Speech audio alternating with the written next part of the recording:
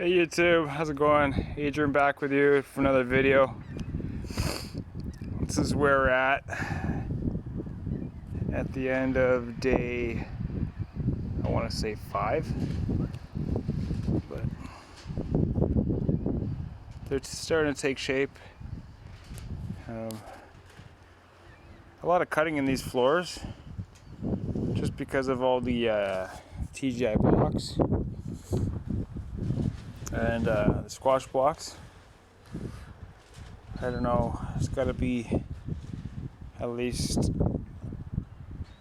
150 squash blocks in this floor at least. A couple things I want to show you. Guys, please always do inline framing. Wherever you see a stud, there should be a joist right above it.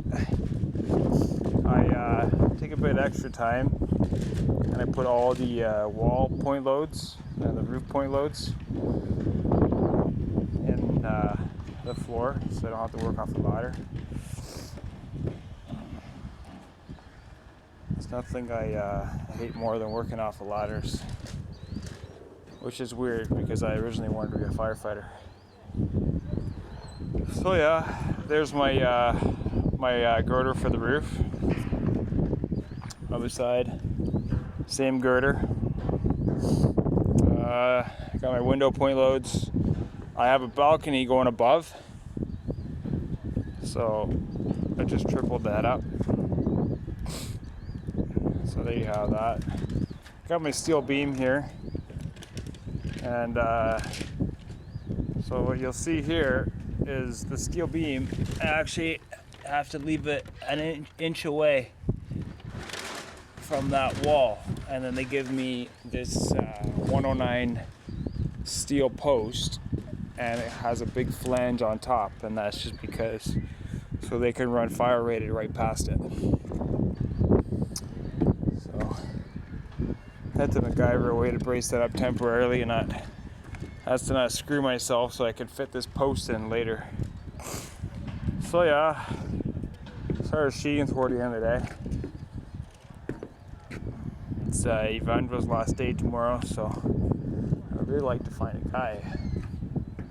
Or else I'm gonna have to finish this all alone. It gets as worse things.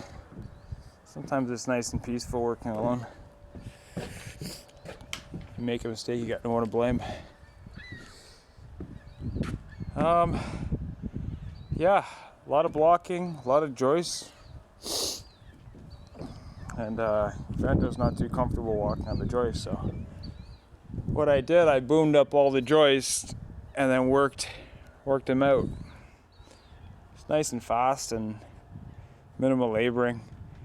I always hate having to lug joists right through the house with all the braces, and I keep my top plates nice and straight so I don't have to put as many braces, but even still, it's just a pain. Kills your mojo. Not much else to show you. Just little things though. Like, look at that. It's a lot of drywall.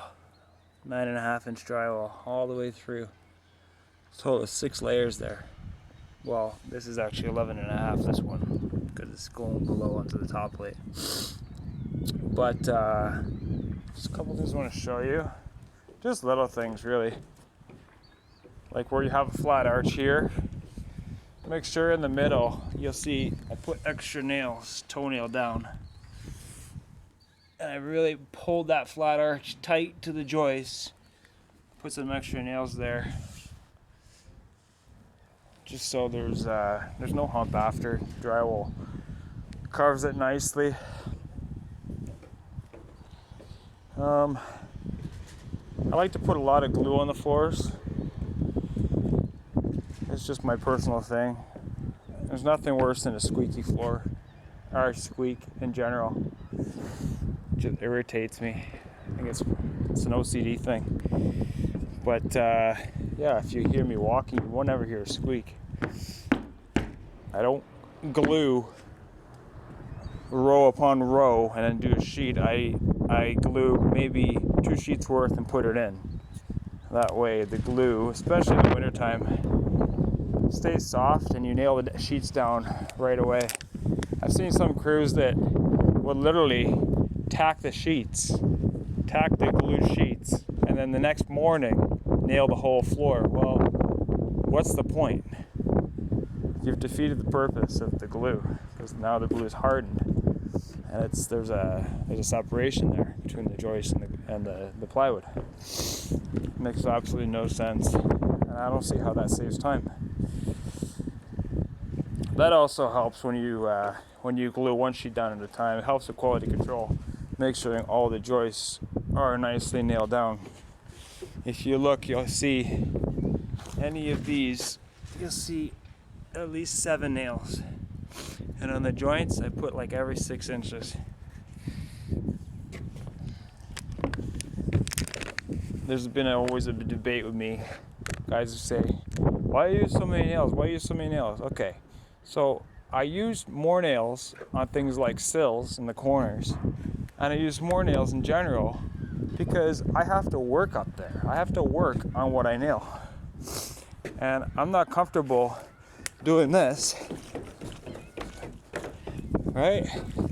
Like, I can run around, it's not a problem, because I know that these joists are nailed solid. These joists are not going anywhere. Plus I got the blocking, which helps.